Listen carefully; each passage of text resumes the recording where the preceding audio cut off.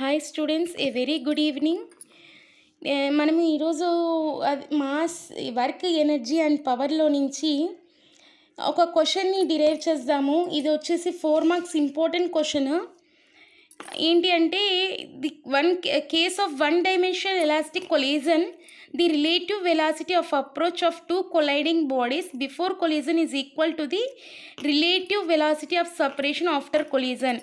అంటే before collision is equal అంటే ముందు కొలిజన్ జరగక ముందు జరిగిన తర్వాత రెండు ఈక్వల్గా ఉన్నాయి అనేది మనము చూపించడానికి ట్రై చేస్తామండి. ఇప్పుడు ఇక్కడ బిఫోర్ కొలిజన్ అంటే ఏంటి? ఢీ కొట్టుకోవడం. జస్ట్ మన భాషలో చెప్పాలంటే ఢీ కొట్టడం అని అర్థం, అంతే. Collision, during collision, after collision అనమాట. Consider two spheres of masses M1 and M2. Two spheres of మాసెస్ని మనం తీసుకున్నట్లయితే దాంట్లో M1 ఒకటి, M2 ఒకటి. మూవింగ్ విత్ ఇనిషియల్ వెలాసిటీస్, దాని ఒక ఇనిషియల్ వెలాసిటీస్, స్టార్టింగ్ వెలాసిటీస్ ఏంటి? U1 and U2. They undergo one dimensional elastic collision. అవి వన్ డైమెన్షనల్ ఎలాస్టిక్ కొలిజన్ జరిగిన తర్వాత ఎలా మారుతుంది అంటే ఫైనల్ వెలాసిటీస్ వచ్చేసి, ఇనిషియల్ వెలాసిటీస్ వచ్చేసి U1 అండ్ U2 అండి.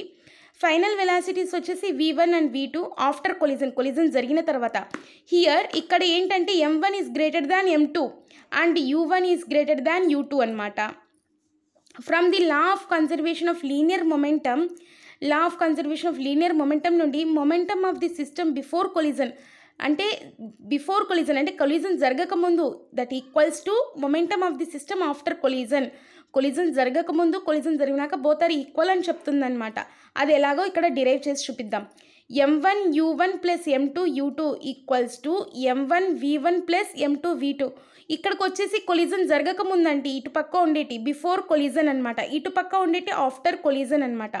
ఇక్కడ నుండి M1 U1 ఇవి ఇక్కడికి ట్రాన్స్ఫర్ అవుతే మైనస్ ఉంటాయి, ప్లస్ ఈక్వల్ టు అవతలకి వెళ్తే మైనస్ ఉంటుంది, ఇది ఈక్వల్ టు అవతలకి వెళ్తే మైనస్ వస్తుంది. M1 U1 plus M2 U2 equals to M1 V1 plus M2 V2.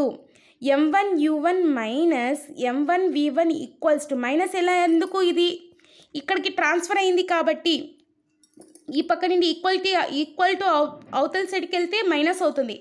M2 V2 minus M2 U2. ఇక్కడ M1 కామన్ ఉంది కాబట్టి కామన్ సపరేట్ చేసేస్తే M1 into U1 minus V1 that equals to M2 V2 minus U2 అనమాట.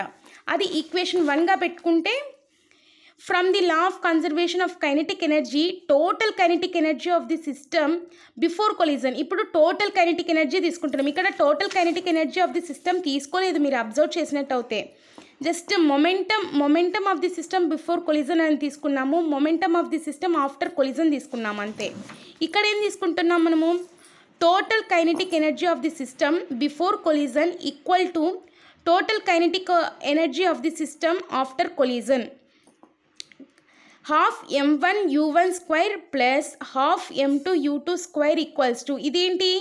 Before collision total kinetic energy అన్నారు కాబట్టి half M1 U1 square plus half M2 U2 square equals to total kinetic energy of the system after collision ఏంటి? Half M1 V1 square plus half M2 V2 square.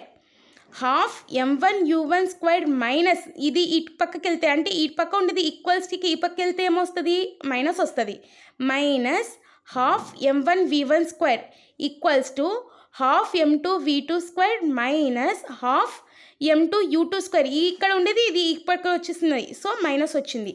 ఇక్కడ half, ఈ రెండిట్లో నుండి ఏం common ఉందండి? మనకు హాఫ్ M1 కామన్ ఉంది. So half M1ని common తీస్తే U1 square minus V1 square that equals to, ఇక్కడ కూడా ఏముందండి మనకి కామన్?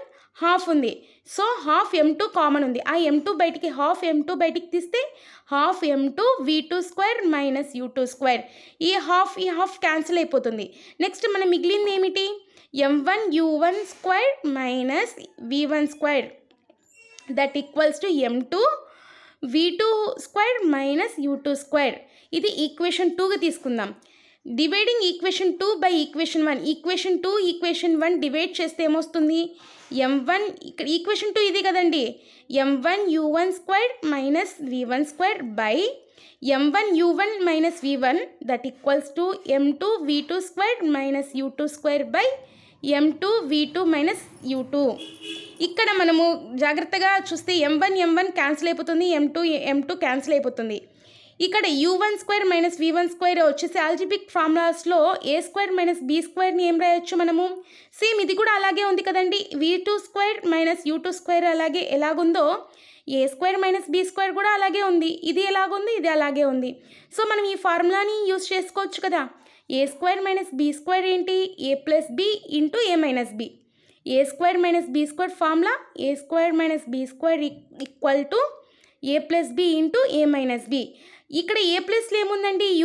u1 ఉంది. a² ప్లేస్లో ఏముంది? u1 ఉంది. b² ప్లేస్లో ఏముంది? v1 ఉంది.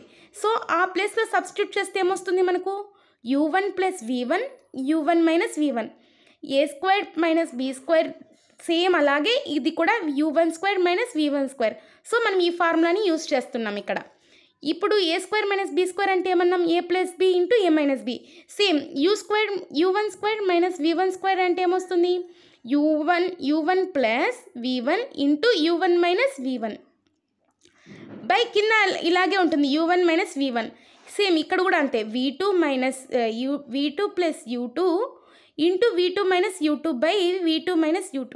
ఇక్కడ మైనస్ ఇవి రెండు క్యాన్సిల్ అయిపోతాయి. క్యాన్సిల్ అయిపోతే మనకు మిగిలింది ఏమిటి? u1 plus v1 equals to v2 plus u2.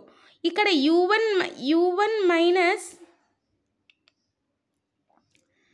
Minus ఇది ఈ పక్కకు వస్తే ఏమవుతుంది? u2 that equals to v2 minus ఇది ఈ పక్కకు వస్తే ఏముంటుంది? v1.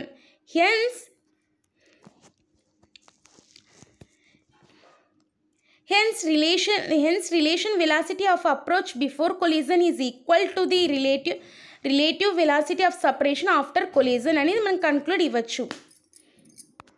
It is very important 4 marks questions in intermediate అండి. వర్క్ ఎనర్జీ అండ్ పవర్లో నుండి ఆ చాప్టర్లో నుండి ఇది important question. Okay, thank you for watching this video.